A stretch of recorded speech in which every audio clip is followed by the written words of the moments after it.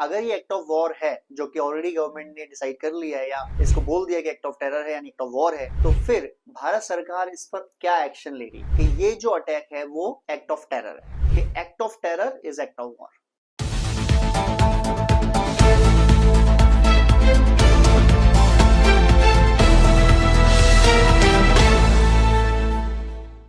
Hello friends, Modi ji ने और NDA ने बिहार चुनाव में जब से क्लीन स्वीप किया है, 200 से ज्यादा सीटें लेके आए हैं, यानी ऑलमोस्ट 2/3 बहुमत से ज्यादा लेके आए हैं। एनडीए जिसमें नीतीश कुमार, मोदी, चिराग पासवान की एलजेपी और भी बहुत सारी पार्टी का संगठन था, वो लगभग बिहार को क्लीन स्वीप कर गया।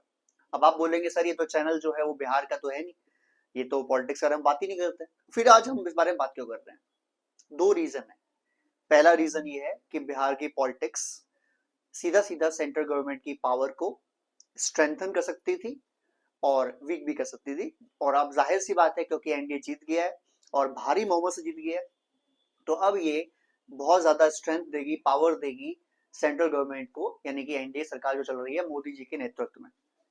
और इसके बाद मोदी जो है वो हो जाएंगे इनविंसिबल, या आप कह सकते हैं रूथलेस। आप एक बात देखिए, जब से मोदी जी चुनाव जीते हैं इस बार, हालांकि लोकसभा के अंदर जो सेंट्रल गवर्नमेंट फाउंड हुई उसमें उनकी क्लियर मेजोरिटी जो बीजेपी की नहीं आई, जो उससे 2 बार लगातार पहले लेके आए थे, वो एक बार 282 और एक बार 300 प्लस, इस बार सिर्फ 240 लाए थे। लेकिन जब से वो चुनाव जीतने के बाद वापस गवर्नमेंट फाउंड की है, तब से लेकर अब तक जितने भी स्टेट गवर्नमेंट के चुनाव हुए हैं, सब में बीजेपी या एनडीए ने क्लीन स्वीप किया है, चाहे वो दिल्ली का हो, चाहे महाराष्ट्र का हो, चाहे अब बिहार का हो, और चाहे हरियाणा का हो, ये सारे ही क्लीन स्वीप कर दिए और सबके सब में या बीजेपी या एनडीए गवर्नमेंट की सरकार चल रही है, और वो भी क्लियर मेजोरिटी से लेके आए हैं वो लोग। जबकि महाराष्ट्र में और बिहार में तो 2/3 से ज्यादा सीटें लेके आए हैं वो। अब होगा क्या? मुद्दा यह है कि नरेंद्र मोदी एक ग्लोबल लीडर हैं, दुनिया की पहली पसंद लीडर में से एक हैं, और कई बार उन्हें टॉप पॉपुलर लीडर का खिताब भी मिल चुका है वर्ल्ड की बेस्ट एजेंसीज और बेस्ट जो मैगजीन्स है उनके द्वारा। यहां मुद्दा आता है कि जो ऑपरेशन सिंधु 2.0 है उस पर क्या इसका इफेक्ट पड़ेगा, और जो दिल्ली में बॉम्ब ब्लास्ट किया जिहादियों ने, जिसमें डॉक्टर के नाम पे जिहादी जिहादन सब शामिल थे, जो उन्होंने हमले किए, बीजेपी ने, भारत की सरकार ने और सेंट्रल गवर्नमेंट जो चल रही है नरेंद्र मोदी के द्वारा, उसने उसको कैसे देखा? यहाँ मुद्दा ये आता है कि जो नरेंद्र मोदी हैं उन्होंने और उनकी सरकार ने ये डिक्लेयर कर दिया सीसीएस की मीटिंग के बाद कि ये जो अटैक है वो एक्ट ऑफ टेरर है, और जो गवर्नमेंट की पॉलिसी चल रही है इस टाइम भारत में, भारत सरकार की, वो पॉलिसी ये है कि act of terror is act of war. अब अगर ये एक्ट ऑफ वॉर है, जो कि ऑलरेडी गवर्नमेंट ने डिसाइड कर लिया है या इसको बोल दिया कि एक्ट ऑफ टेरर है यानी एक्ट ऑफ वॉर है, तो फिर भारत सरकार इस पर क्या एक्शन ले रही है? क्या हमने ऑलरेडी प्लानिंग या तैयारी करनी शुरू कर दी है पाकिस्तान पर एक और स्ट्राइक की? क्या वो स्ट्राइक मिसाइल से होगी, सर्जिकल स्ट्राइक होगी, एयरफोर्स स्ट्राइक होगी, या इस बार नेवी को मौका मिलेगा कि वो अपना हिसाब किताब पूरा कर सकें, जिसमें अभी तक वो आगे नहीं आए हैं या उनको मौका नहीं मिला अभी तक? दो तरीके की चल रहे हैं इस पर पर्सपेक्टिव्स। पहला ये कि ऑपरेशन 2.0 ऑलरेडी स्टार्ट हो चुका है और उसके तहत दो तरीके से इसमें अटैक करने की प्लानिंग की गई है। एक है कोवर्ड, यानी कि बिना सामने आए पाकिस्तान में बैठे हुए, पीओके में बैठे हुए, सिंध में बैठे हुए ऐसे कई सारे आतंकवादी, कई सारे ऐसे लोग हैं जिनको भारत चाहता है एलिमिनेट करना, बिकॉज वो उसके रिस्पॉन्सिबल है भारत पर हमला करवाने के। तो पहला तो ये कि पाकिस्तान में बैठे बैठे ही उनको निपटाया जाए, उनको साफ कर दिया जाए, उनको ऊपर भेज दिया जाए। दूसरा ये है कि उसके साथ साथ एक और ऑपरेशन चलाया जाए, फुल ऑन ऑपरेशन चलाया जाए, जिसमें हमारी तैयारी हो पाकिस्तान के आर्मी हेडक्वार्टर्स उड़ाने की, ब्रिगेड हेडक्वार्टर्स उड़ाने की, और पाकिस्तान के जो अवैध कब्जे वाला हमारा कश्मीर है पीओके, उसको वापस भारत में लेने की, और उसकी प्लानिंग भी चल रही है। ऑपरेशन 2.0 के तहत मोदी जी ने और गवर्नमेंट ऑफ इंडिया ने, जिसमें एनएस अजीत डोभाल खुद लीड कर रहे हैं फ्रॉम फ्रंट, वो उन्होंने शुरुआत कर दी है, और सबसे पहले उन आतंकवादियों की लिस्ट निकाली गई है जिनको भारत चाहता है साफ करना। अब जाहिर सी बात है, पाकिस्तान को बात पता ही है, पाकिस्तान ने इसलिए हैवी मोबिलाइजेशन कर दी है अपनी आर्मी की, एयरफोर्स को रखा गया बिल्कुल रेड अलर्ट पर नेवी को भी रखा गया है कि भाई हर जो कदम मोदी जी बोलते हैं, हर जो चीज मोदी जी बोलते हैं, एनएसए बोलते हैं, डिफेंस मिनिस्टर बोलते हैं, फॉरेन मिनिस्टर बोलते हैं भारत के, उस पर कड़ी नजर रखो और ये अंदाजा लगाते रहो कि भारत अटैक करेगा कब।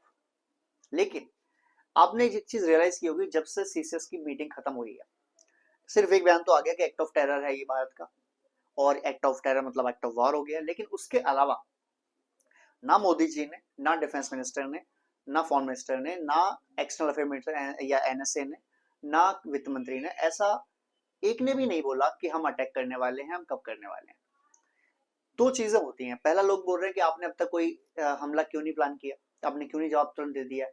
क्योंकि जवाब हम देंगे अपने टाइम पर, और उसकी प्लानिंग चल रही है इंटरनली। लास्ट टाइम क्या हुआ था कि भारत ने बोल दिया था कि इसका जवाब हम देंगे, तो उससे पाकिस्तान को काफी मौका मिल गया था अपनी तैयारी करने। इस बार जो ऑपरेशन होगा भारत का, वो तीनों सेनाएं एक साथ करेंगी, जो इसकी तैयारी ऑपरेशन त्रिशूल में हमने ऑलरेडी कर ली थी नवंबर के पहले हफ्ते में ही। और हमें नहीं पता था कि इतनी जल्दी उसकी रियल लाइफ में इंप्लीमेंटेशन का नौबत भी आ जाएगा कि तीनों सेनाएं जाएं और पाकिस्तान को खत्म करें या पाकिस्तान के एक हिस्से पर कब्जा कर लें। बट मुझे लगता है कि उसकी तैयारी चल रही है इंटरनली, और भारत सरकार बिना इस पर जो टॉप लीडर्स हैं वो एक भी बयान दिए इस हमले की तैयारी करवा रहे हैं। अब इसमें दो बातें हैं। आपको याद होगा कि जब इंदिरा गांधी ने उस समय के 1971 के जो हमारे आर्मी के चीफ थे सैम मानेकशॉ, उनको ये बोला कि हम पाकिस्तान पे हमला करना चाहते हैं अभी, तो उन्होंने बोला कि मुझे टाइम चाहिए, मैं अगर अभी हमला करूँ तो मार देंगे। तो टाइम उन्होंने लिया था कुछ डेज का, जिसमें कुछ लोग मानते हैं 40 डेज, लोग मानते हैं 90 डेज, उतने टाइम उन्होंने लिया, प्लानिंग करी प्रॉपर, और फिर हमला करके पाकिस्तान के दो टुकड़े कर दिए। हो सकता है भारत सरकार ने जो बोला हो आर्मी, एयरफोर्स, नेवी को, उन्होंने बोला हो कि हमको इतना टाइम चाहिए, हम इसके बाद इसमें हमला अंजाम दे देंगे। और क्योंकि भारत सरकार की ऑलरेडी पॉलिसी चल रही है कि operation Sindoor is not closed, तो हमें किसी तरह की जरूरत है ही नहीं, हमारा क्लोज तो हुआ ही नहीं, हमारा जस्ट पॉज है। हमने पॉज को रिस्टार्ट कर दिया क्योंकि हमारे अंदर हमले होना शुरू हो गए, हमले होंगे तो हम जवाबी कार्रवाई करेंगे। एक रीजन ये है, यानी इंटरनल प्लानिंग चल रही है और बाहर कोई बयान नहीं देगा इस बारे में, ताकि पाकिस्तान को किसी भी तरीके से कोई आइडिया ना लगे कि करने क्या वाला भारत। दूसरा दूसरा एंगल है भारत और अमेरिका की ट्रेड डील, व्यापार समझौता। जो ट्रेड डील ट्रंप ने अटका रखी थी, ट्रंप ने कहा था कि क्योंकि भारत रशिया से ऑयल इंपोर्ट कर रहा है तो हमने 25% एक्स्ट्रा लगा दिया, टैरिफ पेनल्टी लगा दी, और 25% हमने इसलिए लगाया क्योंकि भारत जो है हमसे इंपोर्ट कम करता है, हम एक्सपोर्ट ज्यादा करता है, वगैरह वगैरह। तो टोटल 50% टैरिफ इस समय बाद में लगा हुआ है, यानी भारत जब एक्सपोर्ट करता है अमेरिका को, तो हमें 50% अपना टैरिफ ड्यूटी देनी पड़ रही है, और दवाइयों पे तो 100% देनी पड़ रही है। अब उस पर लगभग काफी डिस्कशन हो चुका है भारत अमेरिका के बीच, और ये समझौता तैयार हो चुका है जिसमें 12 से 15% टैरिफ रह जाएगा, बाकी 35% टैरिफ खत्म हो जाएगा। अब बात कहाँ अटकी है, तो बात इसलिए अटकी है कि मोदी जी भी अपने पावर ऑफ स्ट्रेंथ शो कर रहे हैं और ट्रंप भी शो कर रहा है। दोनों दिखाया कर रहे हैं कि भाई हम इस पे पीछे हट रहे, हम भी इस पे पीछे हट रहे। तो कुछ कॉम्प्रोमाइज इंडिया भी करेगा, कुछ कॉम्प्रोमाइज अमेरिका भी करेगा, और उसके बाद ये डील 12 से 15% फाइनल ट्रेड डील साइन हो जाएगी। और मोदी को, भारत को इस ट्रेड डील का बेसिकली वेट हो सकता है अटैक करने से पहले, क्योंकि अगर अटैक कर दिया भारत ने, अगर सपोज करिए आप भारत ने कल हमला कर दिया पाकिस्तान पर, हालांकि ऐसा भी नहीं है कि हम ट्रेड डील के बिना अटैक कर ही नहीं सकते, हम कर सकते हैं, बट अगर हमने अटैक कर दिया तो फिर जाहिर सी बात है अमेरिका उस केस में हमारे साथ सेम टाइम पर ट्रेड डील नहीं कर सकता।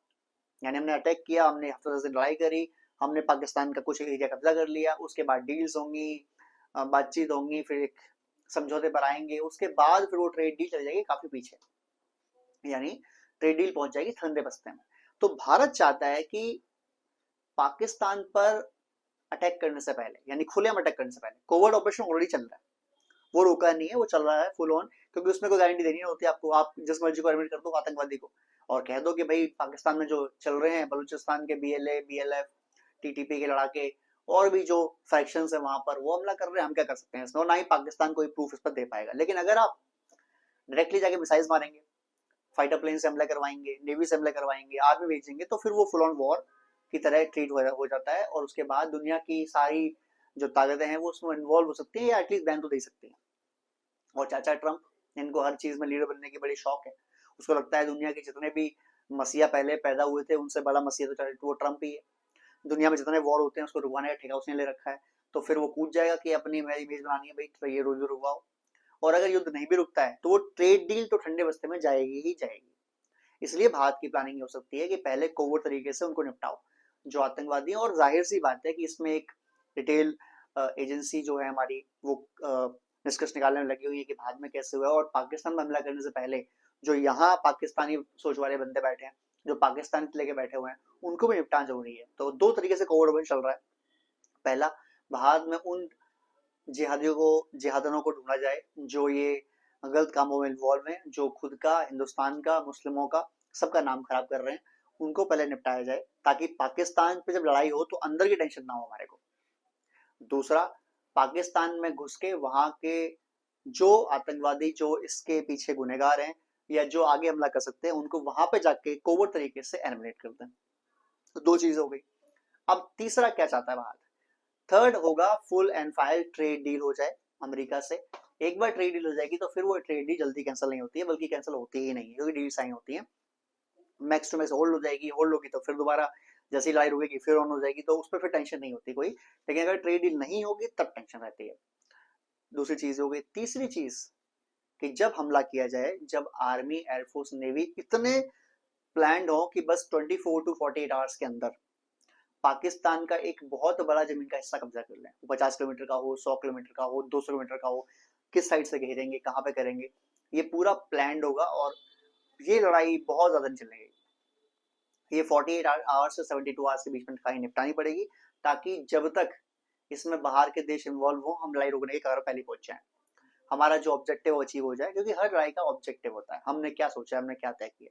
जैसे आपको याद होगा, ऑपरेशन सिंदूर में हमारा ऑब्जेक्टिव था पाकिस्तान के अंदर बैठे हुए आतंकवादियों को वहीं बैठे बैठे निपटाना, जो हमने वहां अचीव कर लिया। फिर पाकिस्तानी एयरफोर्स ने हमला किया, हमने वापस उनके विमान निपटा दिए, उनके रनवेज उड़ा दिए। अगर वो अटैक ना करते तो लड़ाई वहीं रुक जाती। लेकिन इस बार जो हमारे टारगेट्स होंगे वो पाकिस्तान का एक एरिया होना चाहिए। वो 10 किलोमीटर का हो, 50 किलोमीटर का हो, 100 किलोमीटर का हो, 500 किलोमीटर का हो, मुझे नहीं पता। लेकिन जो भी एरिया हो, उसका टारगेट ये रहना चाहिए, मेरे जो अपने समझ के आती है, जो मैंने सोचा है, सुना है, ऑब्जर्व किया है, वो 100 से 500 किलोमीटर का एरिया हो सकता है। और उसको भारत की सेना, आर्मी, एयरफोर्स, नेवी तीनों मिलके मैक्स टू मैक्स 72 आवर्स के अंदर कब्जा कर लें। फिर आप समझौते की टेबल पे आएंगे और समझौता डील साइन होंगी। उसमें फिर आप आतंकवादी मांग लीजिए, चीजें मांग लीजिए, और उस हिस्से में से थोड़ा बहुत हिस्सा 5-10 किलोमीटर वापस कर सकते हैं। और अगर वो पीओके का है तो फिर तो कोई मतलब ही नहीं, क्योंकि पीओके तो पाकिस्तान ने जबरदस्ती कब्जा कर रखा है, वो तो हिस्सा ही भारत का है। तो अगर हिस्सा ही भारत का है तो वापस क्या करना है? कुछ नहीं करना। तो ये हो सकता है। दूसरी चीज, पाकिस्तान को ऐसे ब्लॉक कर दो कि उसके जितने भी व्यापार, जो कि थोड़ा बहुत करता है वो बाई चांस, वो भी निपटा दो। आप अगर आप पूरा अरब सागर घेर लें, जिसको भारत ने अब अरब सागर की जगह उसको पुराना जो बोलते थे वही सागर बोलना शुरू कर दिया है।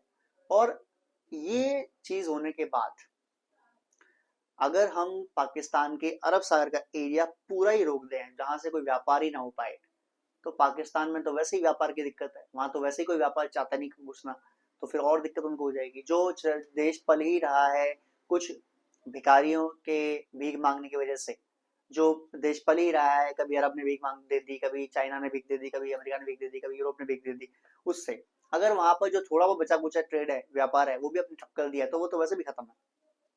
तीसरी चीज, या इसके बाद एक चीज और कर सकते हैं कि भारत अटैक करने से पहले बॉर्डर को इतना हॉट कर दे कि पाकिस्तान को अपनी पूरी ताकत में से कम आधी ताकत आर्मी, एयरफोर्स, नेवी की यहाँ लगानी पड़े बॉर्डर्स पर। आप कब्जा जाओ भी अंदर, हमला ही मत करो, आप चलने दो, अब बॉम्ब मारते रहो। India can afford 1 lakh crore, 2 lakh crore के मिसाइल गोले चलाते, कोई बात नहीं। क्या पाकिस्तान अफोर्ड कर पाएगा? नहीं। नंबर 2, अगर पाकिस्तान की आधी ज्यादा फोर्स यहाँ बैठी रहेगी, तो उस तरफ से जो टीटीपी के लड़ाके हैं, जो बीएलएफ है, बीएलए है, जो अफगानिस्तान तालिबान के लड़ाके हैं, वो उधर से मारते रहेंगे, कब्जा करते चले जाओ, स्ट्रेन करते चले जाओ पाकिस्तान को।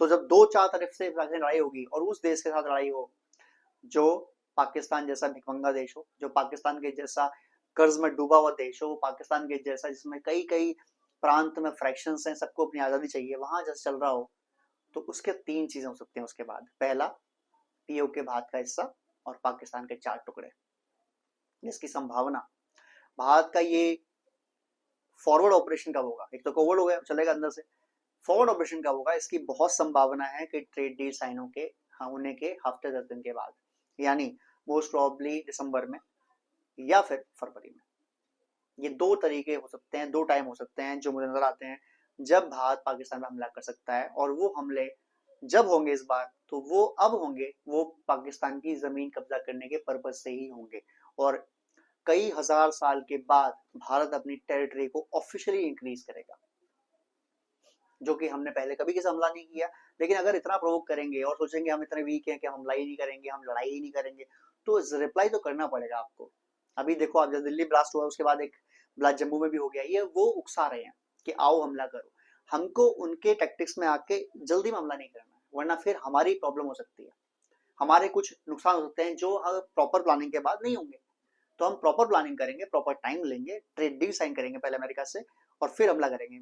इन दैट टाइम मीनवाइल हमने अपने आप ही कोवर ऑपरेशन करने हैं, उनको निपटाना जो पाकिस्तान से फैला रहे हैं यहाँ पर, और पाकिस्तान में भी करने हैं कोवर ऑपरेशन, जहां पर पाकिस्तान के उन आतंकवादियों को ढूंढ ढूंढ के मारना है जो भारत में दहशत फैलाना चाहते हैं, जो भारत में मासूमों को कत्ल करना चाहते हैं, उनको निपटाया जाएगा, और जरूरी है निपटाना। उनको गुड नाइट बोलना पड़ेगा, उनको थैंक यू बोलना पड़ेगा, उनको ऊपर भेजना पड़ेगा। एनीवेज, वीडियो अच्छा लगा हो तो प्लीज लाइक करें, शेयर करें, सब्सक्राइब करें। जय हिंद, जय भारत।